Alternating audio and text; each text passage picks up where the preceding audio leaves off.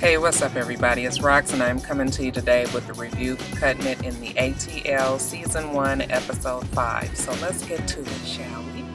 Okay, so you guys, let's talk about Lenya and the moves that she's making on the show. So Lenya is, on the show they show her as the young person, the youngin in the group, who's trying to get her business started and be like what the rest of these women already are. So Lenya is sort of jumping around from salon owner to salon owner, and I guess trying to fill them out and see which one, closely models what she would like to achieve. So, of course, she's hooked up with Dedra from the very beginning. But it looks like with the things that have happened these last few episodes with Dedra, it's made her see Dedra in a different light and not necessarily the person that she would like to attach herself to. So we see her now going to see Maya, and Maya's whole thing is Maya fine with all the bitches as long as they can do some work and make her some money and make them some money as well. That's all that is all she's thinking. So she's like, Lenya is a good prospect for pretty hair, and she's just has her down there and she's telling her how the whole process of getting your $50 weave happens, and it's all good. Now Maya is not real sure about Dedra. She knows that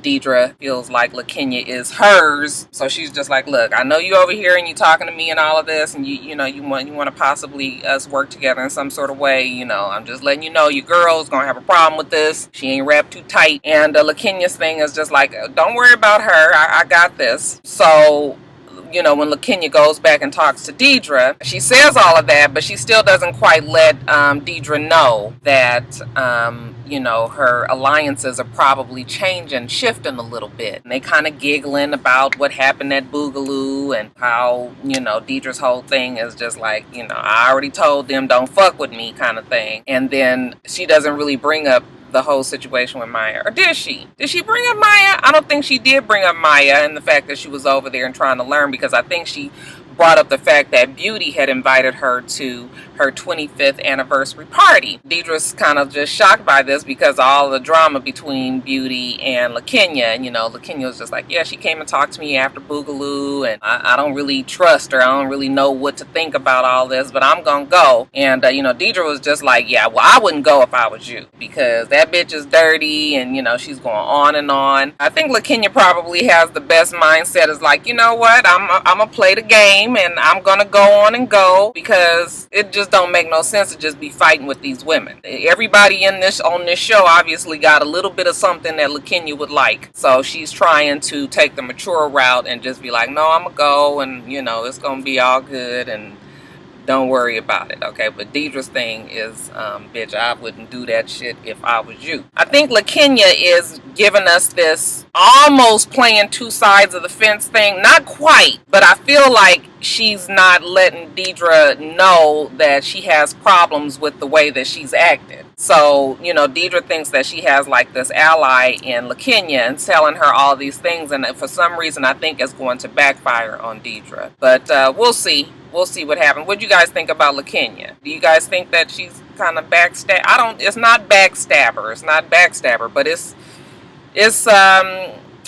interesting. It's you can tell that she's about to, something's going to happen with her and Dedra, and that they're not probably going to be as close as they are right now. And then let's talk about Dedra. I think we all know now that Dedra is just not really one to have relationships with women. I think Dedra's just mean. And I'm not just saying that. I mean, even her own blood, her aunt told her that she was mean. I think they added Dedra to this cast maybe because of that reason, because they know that she doesn't have good relationships with women. So it's always going to be some sort of turmoil if you put her with other women. And it was obvious that she's just difficult. I don't think that she's all as bad as they make her seem to be on the show, because she doesn't seem to come for people. But I think that she, once she gets it in her mind that she don't like you or whatever, is just, that's it. It ain't no changing her mind, because when she was talking to her client, and her client said, if Beauty wanted to sit down and talk to you, or was that her aunt? Somebody was like, if Beauty wanted to sit down and talk to you, and just kind of fix everything and make up, would you do it? And she was just like, no, because that bitch is a fake and a phony, and she ain't gonna, and I'm not gonna, you know, when you already just completely shut yourself off from any type of resolution, then, you know, now who's the problem? You don't have to be best friends with them, but, you know, so, and you know, like I keep on saying, Dedra is just so totally representing herself not the best way on the show. More and more people are getting to understand Dedra a little bit better. I know that she would not be the person, I couldn't be friends, she would not be a person that I would be friends with. But she wouldn't be friends with none of us, you know, as women, because she don't like women. But when she said, I don't like Atlanta women, that right there is just like a red flag. Like, women who say they don't like women, you are usually the problem. I just don't understand how women get through life without having good girlfriends. I just don't see how you, if you don't have that support system, it's always this me against the world kind of thing, and then you end up being kind of bitter and sort of acting like Dedra does. So, and I know some people like her, so it's bad because now she's really about to lose Lenya, who is the only one person that she sort of gets along with on the show. Maya has, even though Dedra is like, I hope I haven't, you know, fucked it up with Maya. Maya has already put her in mind like, that bitch is crazy. I can't even though, you know, in the case of the fight, Dedra didn't reach out and hit nobody. I mean, she was saying some foul shit to Musia, but she didn't technically, she didn't really start the fight itself. In that case, you know, she had already told the motherfuckers, just don't, you know, she kept on saying, I told them don't touch me. So I'm assuming that she meant the producers and people on the show behind the scenes. I'll do whatever, I can argue or whatever, but they better not touch me because I'll fuck them up if they do.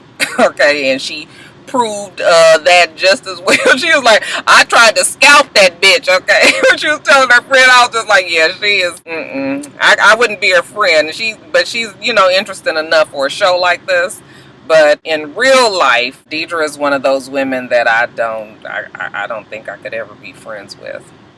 All right, you guys, and Musia. So, Musia, now you know you was wrong last night, but let me just back up. So, when her and Beauty went to the lingerie store and we find out, you know, it's her 10th anniversary with her husband, she's trying to, you know, sexy it up, and, you know, she's gonna sing a song to him and get the lingerie going and whatever. That's all fine and good. But when she was talking to Beauty, and Beauty was telling her, like, you know, I'm having this party, 25 years in the hair business, and I would like for Maya to come, but I'm not sure if she'll come because I haven't been able to talk to her since the fight happened at Boogaloo. And, you know, when Musia was just like, well, she's probably mad about, you know, you sending a secret, you know, the spy over to her shop and then the fight. And Beauty was just like, well, she doesn't know anything about the spy, so why would she even be mad about that? Now listen, Musia, now if you this whole beacon of truth and feeling like you got to tell everybody whatever the issue is so the shit'll be on the table and it won't be no secret, I mean, that's fine if that's how you approach life 100%. But that was your time right there to say, well, I told her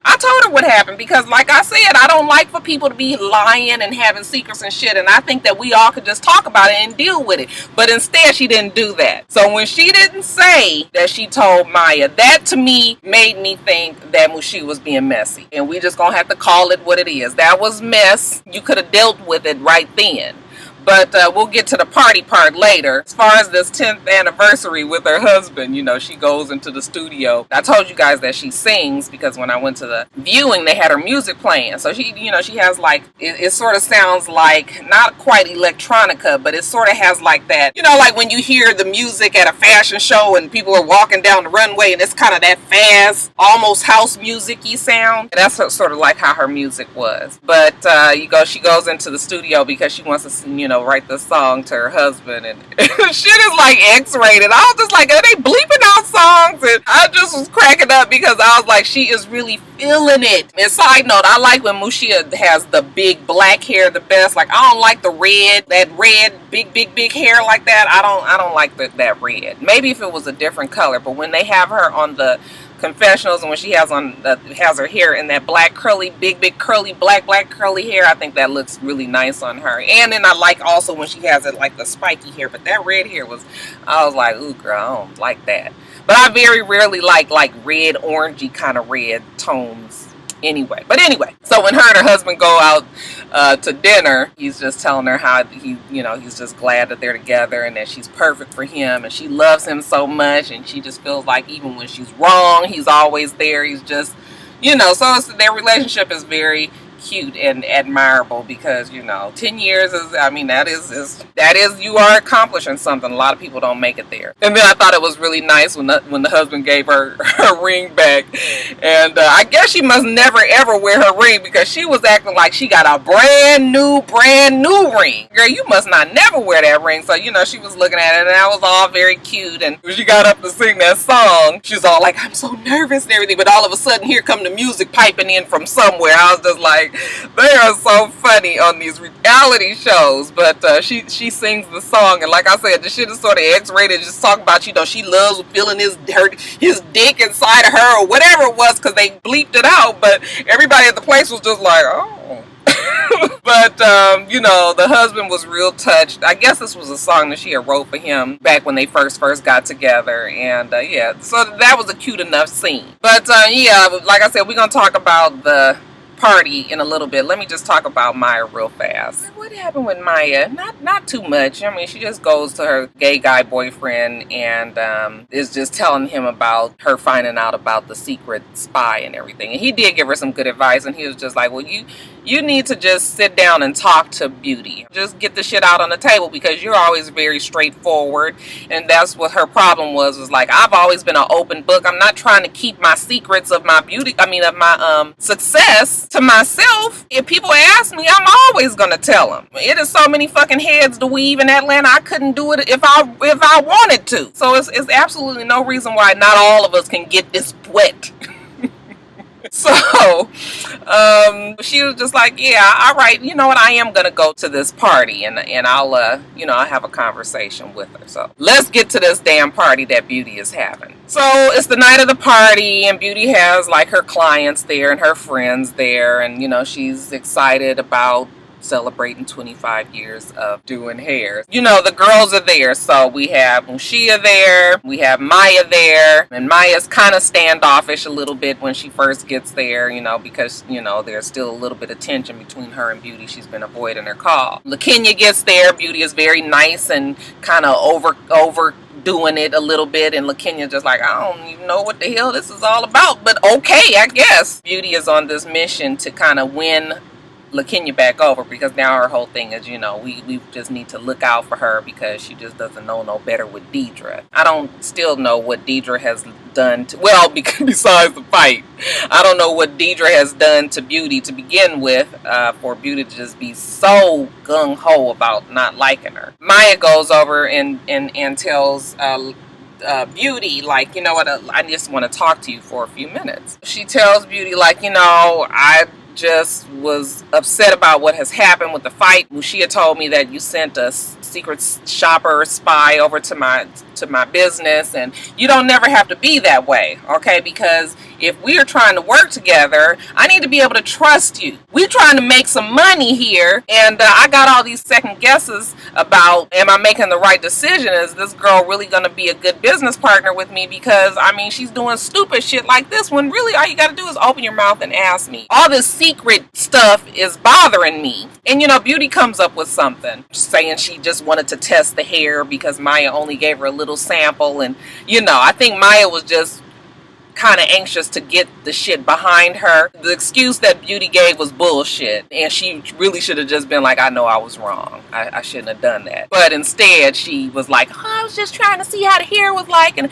how about you just go and be like, girl, let me look at a good bundle. But Maya went on and accepted it, even though we all knew that it was some bullshit. But Beauty was more upset about the fact that Musia told her, because Beauty felt like she and Musia had like some sort of pseudo friendship, and that she should be able to tell her anything and everything, even though the bitches only been knowing each other for a few weeks. And as much as Beauty gets on my nerves, I kind of understood what she said. Okay, now I'm telling you something, even though the shit was wrong, I ain't need you to run back and tell her. And like I said, this is why I said when Musia was being messy, because Musia should have told Beauty, and then it would have been on even ground. Like, well, I told her and I told her. So when Beauty goes back to Musia and was just like, why would you do that? Why would you tell her? And Musia was just like, well, you knew you was wrong, and you should have said, you shouldn't have done that. Yeah, I got all that. All that is wrong, and you right. But you should have told Beauty that you told Maya. The way that Musia was just kind of being like, oh girl, just whatever. Like, why are you just all in my face and you gonna get over it? You was wrong anyway. But when we're just talking about without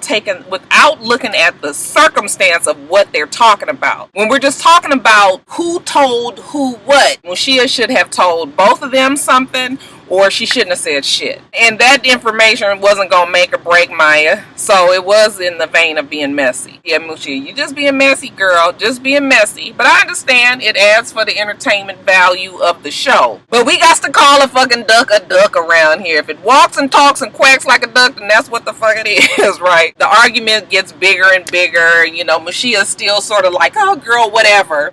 Beauty tries to put her out, tells her to leave her party and all of that, and Lekenya's just looking like it's always some drama, okay? Even with Dedra not even being around. So, you know, Lekenya is starting to feel like maybe it's Beauty that does all the drama. But yeah, you guys, that was pretty much it with the show. The show is so one-dimensional though, and maybe it's because it's just the first the first season, but I guess it takes some time for really a whole bunch of storylines and plots to develop. It's just, gosh, sometimes you just feel like you just watching the same shit over and over. I ask you guys this every week. How do you guys feel about the show? The show has probably only got a few more episodes left. You know, these new shows, they only give them like 8 episodes or something like that. So we already on episode 5. It's probably not gonna last much longer, which is fine, because once this show is done, it'll be right around the time that Basketball Wives LA starts up. And you guys, it's been so long since we seen Jackie's foolishness. So I can't wait till that show starts. I know it's gonna piss me off though, but yeah, it's still good to see the girls back on Basketball Wives LA. But anyway, yeah, what you guys thinking about the show? Is it any better for you? Alright, you guys, so that's it. Make sure that you rate, comment, and subscribe to the channel. I'm itsrox. The channel is for itsrox, and everything else I do will be in the bottom bar. Alright, so I hope that you have a wonderful, wonderful rest of your day, and I plan on doing the same. Until next time, Roxstars. Bye.